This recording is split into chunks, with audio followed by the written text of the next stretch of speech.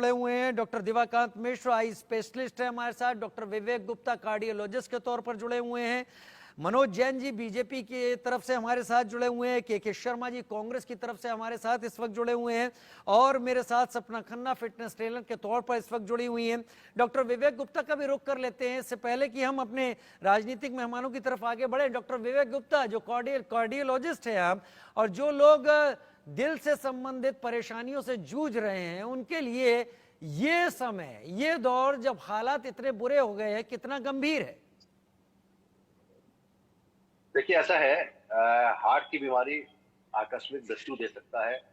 इसलिए सबसे इम्पोर्टेंट बात यह है कि समझना पड़ेगा जो पेशेंट्स पुराने हार्ट के हैं उनमें इतना दिक्कत नहीं है जितने कि उनके लिए है जो न्यू हार्ट अटैक आ रहे हैं। ये कई स्टडीज हुई हैं और उसमें पाया गया है कि जो लोग एक्सेसिव पॉल्यूशन कंट्री में रहते हैं या उस जगह रहते हैं, खास करके पार्टिकुलेट मैटर 2.5 के नीचे है, that can trigger the rupture of the plaque. मेरे पास एक डायग्राम था, अभी नहीं है, लेकिन मैं बताना चाह रहा था कि हार्ट के अंदर 3 नसें होती हैं जो हार्ट की लेफ्ट वेंट्रिकल को सप्लाई करती है, तो कॉर्नरी आर्टरीज कहते हैं। ये कॉर्नरी आर्टरीज के अंदर अगर 20 से 30% कोलेस्ट्रॉल जमा होता है तो कोई दिक्कत नहीं होती आम आदमी को। इनफैक्ट 70% तक कोलेस्ट्रॉल जमा होता है तो भी कोई दिक्कत नहीं होती।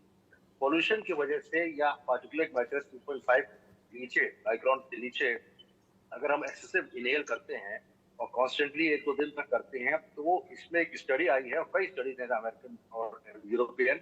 वो प्लाक जो होता है कोलेस्ट्रॉल 50% या 30% वाला है, वो एक खुल जाता है और रप्चर हो जाता है, जिसकी वजह से खून का थक्का जम जाता है और आकस्मिक और सडन हार्ट अटैक की संभावना बढ़ जाती है।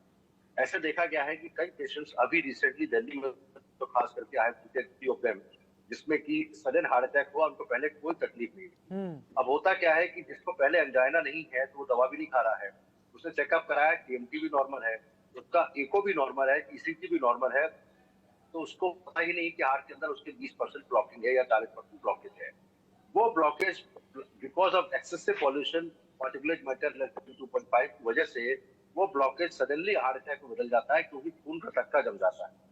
इसलिए हमें सबसे बड़ा बचाव ये रखना पड़ेगा, जिनकी फैमिली हिस्ट्री है हार्ट की बीमारी में, जिनको डायबिटीज है, जिनको हाई ब्लड प्रेशर है, जिनका कोलेस्ट्रॉल ज्यादा है, जो भी वयस्क 40 साल के ऊपर हैं, उनको तो ये एक्सेसिव पॉल्यूशन वाली स्टेज पे बाहर नहीं निकलना चाहिए।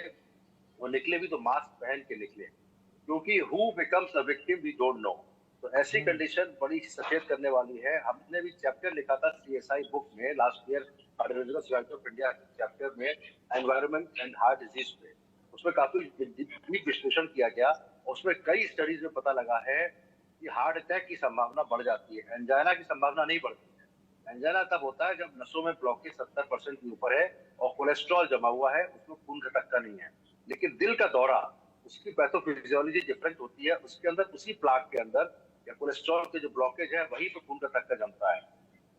तो बड़ी गंभीर व्यवस्था है इस समय दिल्ली में। आपका पास बहुत ज्यादा पोल्यूशन है, आसपास के इलाकों में भी है, और इसके लिए मैं एक सलाह देना चाहूंगा, आपने मुझे समय दिया है, जी खास करके जो पेशेंट को फैमिली हिस्ट्री है जी उनको एक रूटीन चेकअप भी करा लें, खास करके ट्रेडमिल टेस्ट और इकोकार्डियोग्राफी करा लें। ठीक। एक अच्छे अस्पताल में रखें, चाहे सरकारी अस्पताल हो चाहे प्राइवेट हॉस्पिटल हो, और उसमें कोई तकलीफ ना भी हो तो उसके बावजूद भी अगर फैमिली हिस्ट्री है तो बाहर ना निकले और मास्क पहन के निकले।